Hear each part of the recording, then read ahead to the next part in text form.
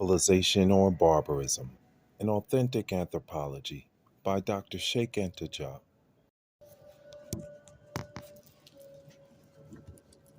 Contemporaneity of the event with the 18th Egyptian dynasty.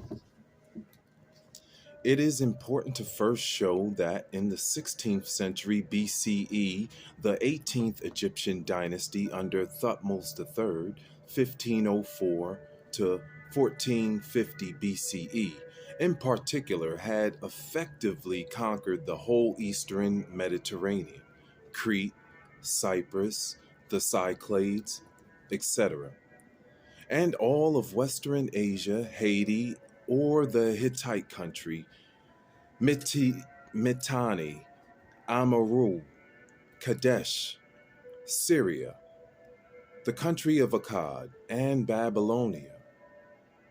In total, according to Thutmose III's hymn of triumph, written in verse and engraved on the poetic stela at Karnak facing Thebes in Upper Egypt, 110 foreign states were conquered and integrated into different degrees into the Egyptian empire.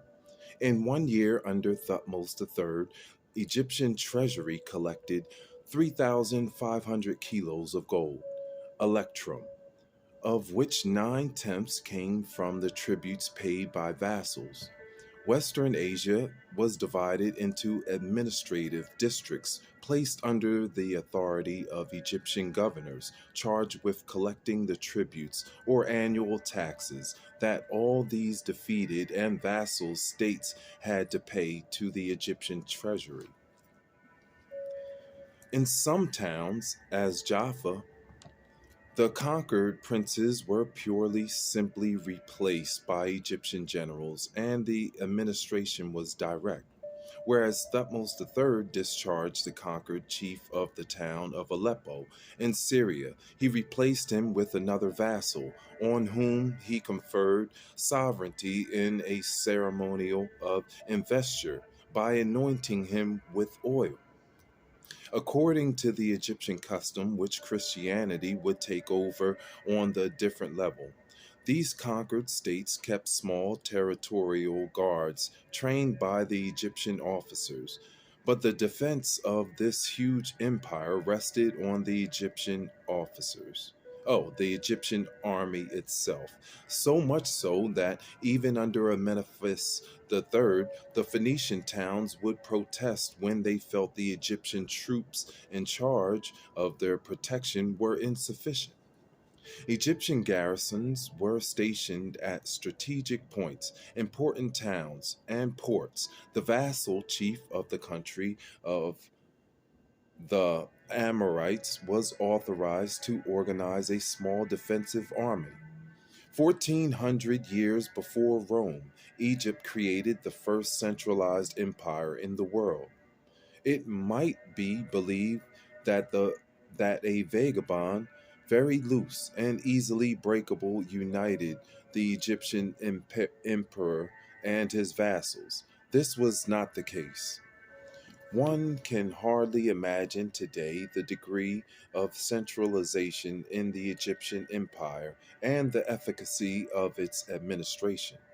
Royal messengers of the kind of Missi Dominici went through the different regions of the empire delivering messages from the pharaoh. The generals were in charge of regularly making inspection tours in the conquered territory.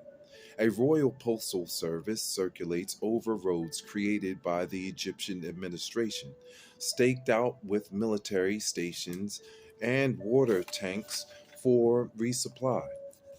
The king maintained personal relations with his vassals and each year made inspection trips throughout the whole empire.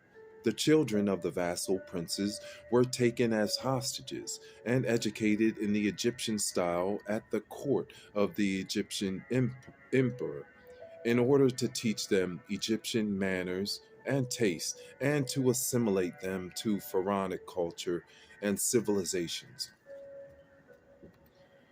A true ministry of foreign affairs in charge of relations with foreign countries was created at Thebes and also included a special chancellery that was to centralize correspondence with the agents of the Egyptian administration in the provinces with the vassal cities and princes, a correspondence carefully preserved in the archives of the department, and part of which was discovered at Telemarna. And I will stop there. We will continue with Civilization or Barbarism. I'm Uriel Riley. Heiser.